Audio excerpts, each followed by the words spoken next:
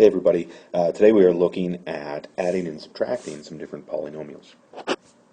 So before we get into that, we just need to talk about a few things with polynomials to make sure we're all on the same page with definitions and terms, etc. So when we talk about polynomials, we always want to write them in standard form. And what standard form looks like is that we put them in descending order in terms of their degree.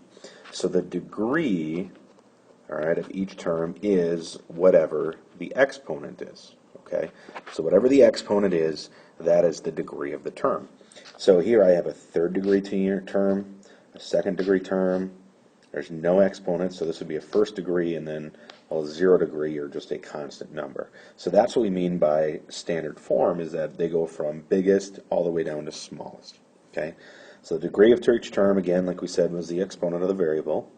The degree of the polynomial. So now if we're looking at the whole thing itself, the degree of the polynomial is whatever the exponent is on your, or the largest exponent, or in standard form, that is your leading coefficient exponent.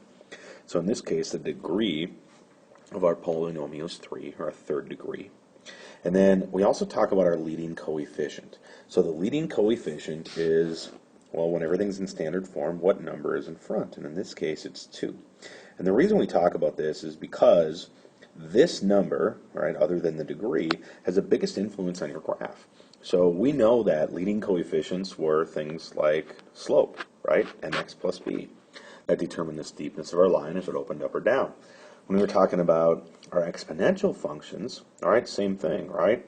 This value out in front determined if it opened up or down, it affects the steepness. So in general, with any polynomial, this number, your leading coefficient, has a very large effect on your graph. So let's go ahead and let's just find the degree of each of these functions. So why don't you try and pause your video and see if you can figure these out. All right, so our first one, we just have an x, so that would be a first degree. Our second one here, 2 is our largest exponent, so that's second degree. And this one, 3 is our largest exponent, so 3 is our degree. Now this one's not in standard form, so we're looking for, again, the biggest exponent, which is 43. So this would be a 43rd degree polynomial. All right, so now we can also name polynomials by their degree. And we talked about this a little bit, right? Constant, linear is a first. Quadratic means a degree of 2, so an x squared graph. Cubic would be like x cubed. And then quartic, x to the fourth, so on and so forth. But we can also name them by how many terms that they have. So something is just x. There's only an x, that's it. That is a monomial, one term. If I had something like x plus 7, now I have 2 pieces. Okay, so our terms are how many things are subtracted or separated by addition or subtraction. Trinomial, maybe I have something like x squared plus 3x minus 14. Okay, so I have 1, 2, 3 pieces. And then if it has more than 3 things, we just call it a polynomial. We don't mess around with any other fancy names. All right, so now let's try and put all of these together. So go ahead and pause your video and see if you can fill in these tables. All right, so your table should look like this. Again, 3x squared, so the number in front is 3. All right, there's only one term, so it's a monomial. The degree, what's the biggest exponent? 2. Okay, and then so on and so forth for the rest of them. All right, so now we're going to do the actual addition and subtraction. And I think the easiest way to do these is to line them up vertically. And how we're going to do that is, I think we can put them in standard form, and then we also put things that are the same on top of each other.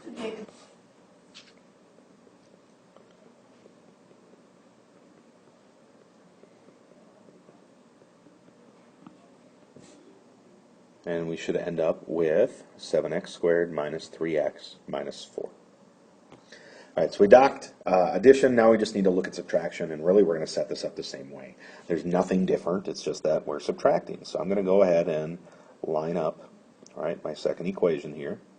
And when I do this, okay, 2x cubed minus x cubed would be 1x cubed. 5x squared minus no x squared is still 5x squared. Minus 1 minus 3 would be minus 4x. 8 minus a negative 4 would be plus 12. All right? Now the last one here, I have x squared. There was no x's, minus 8. And then I'm subtracting 4x squared and 7x. And there were no numbers there. Okay. So again, we set this up the same way. We subtract, and we end up with this for our solution. All right, last one. Let's go ahead and try this one on your own. Pause your video and give it a shot. And there you have it.